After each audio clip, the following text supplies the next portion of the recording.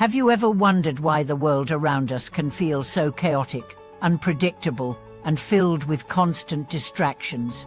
Could it be that the world we experience is not as it appears, but is instead shaped by our own mind and its attachments? What would happen if we could see through the illusions of our mind, break free from our attachments, and return to our true and awakened nature?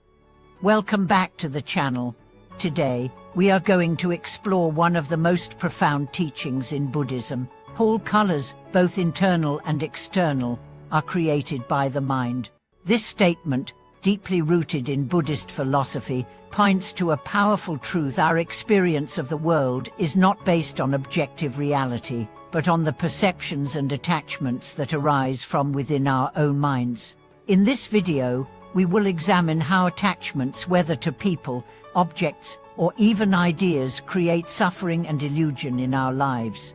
We will also explore practical ways to break free from these attachments, allowing us to return to our true nature and experience true peace and clarity. Buddhism teaches us that all phenomena, both external and internal, are born from the mind. What we perceive as reality is not a fixed, unchanging truth, but rather a mental construct shaped by our thoughts, desires, and attachments.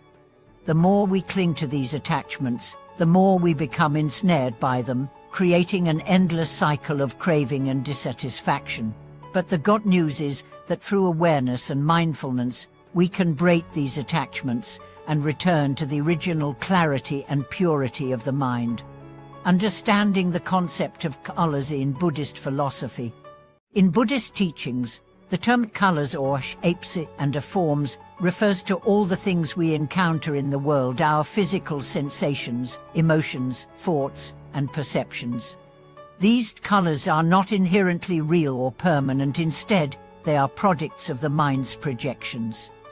In other words, we do not experience the world as it truly is, but rather through the lens of our own mental filters.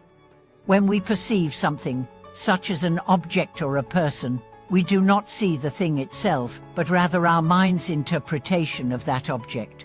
This interpretation is shaped by our attachments, desires, and past experiences. If we are attached to a particular outcome or desire, our perception of a situation will be colored by that attachment. We may perceive a situation as negative, threatening, or frustrating, when in reality, it may be neutral or even beneficial. Buddhism teaches that our attachments create a distorted view of the world, and this distorted view is the source of much of our suffering. For example, when we attach ourselves to the idea of a perfect relationship or a perfect life, we inevitably set ourselves up for disappointment when things do not go as we expect. The key to overcoming this suffering is to break free from these attachments and see things as they truly are. Breaking attachments, a path to freedom. One of the core principles of Buddhist practice is the idea of letting go of attachments, desires, and illusions. Attachments, whether to people, things, or even ideas, are the root cause of much of our suffering. We tend to cling to things because we believe they will bring us happiness or fulfillment. However, as we all know, these things are fleeting and impermanent. The more we cling to them, the more we set ourselves up for frustration and disappointment. Breaking attachments does not mean renouncing the world or withdrawing from life. Rather, it means letting go of the mental clinging that causes suffering. It means recognizing that nothing in this world is permanent, and that true happiness comes from within, not from external circumstances. When we let go of our attachments, we free ourselves from the chains that bind us to the cycle of desire and dissatisfaction.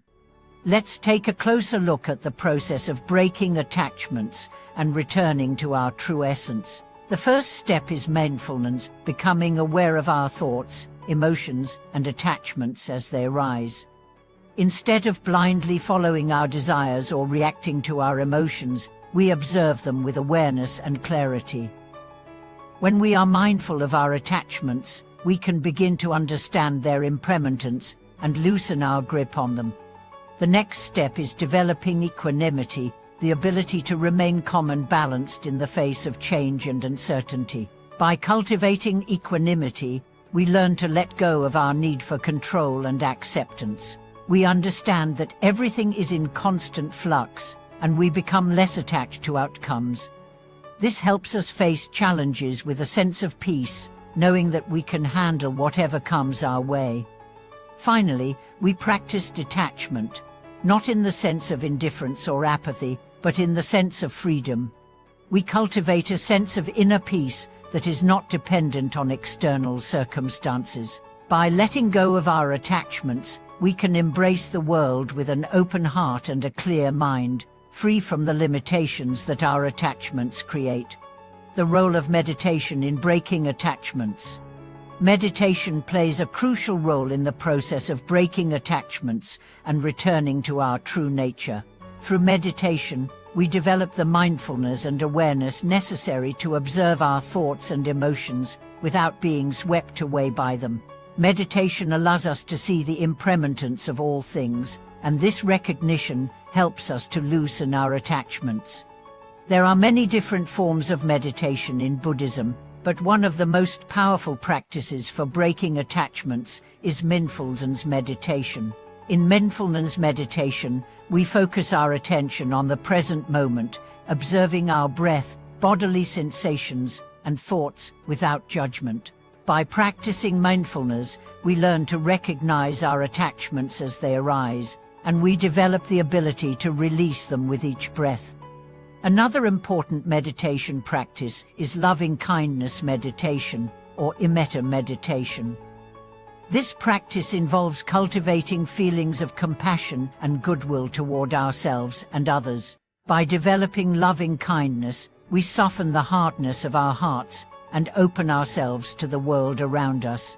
This practice helps to dissolve the attachment to self-centered desires and fosters a sense of interconnectedness and compassion for all beings.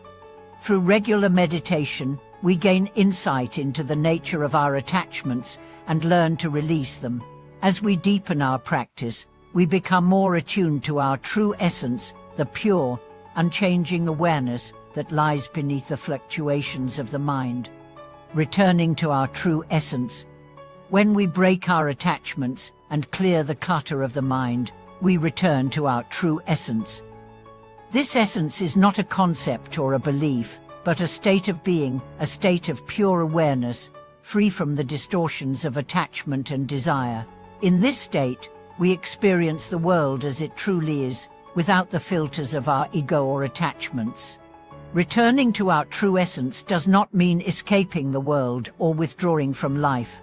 Rather, it means fully engaging with the world while remaining rooted in our true nature. When we are connected to our essence, we are not disturbed by the fluctuations of the world, but instead, we move through life with a sense of calm and clarity.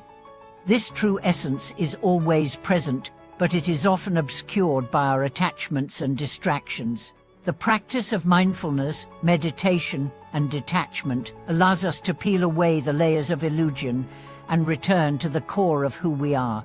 This return to our true essence is the key to lasting peace and freedom from suffering. Conclusion: the path to true freedom. Breaking attachments and returning to our true essence is not an easy path, but it is a path that leads to true freedom. When we are no longer enslaved by our desires, we are free to experience life in its full richness and beauty. We are no longer controlled by the fluctuations of the mind, but instead, we live from a place of deep inner peace and clarity. Thank you for watching today's video. If this exploration of breaking attachments and returning to our true essence resonated with you, please share your thoughts in the comments below.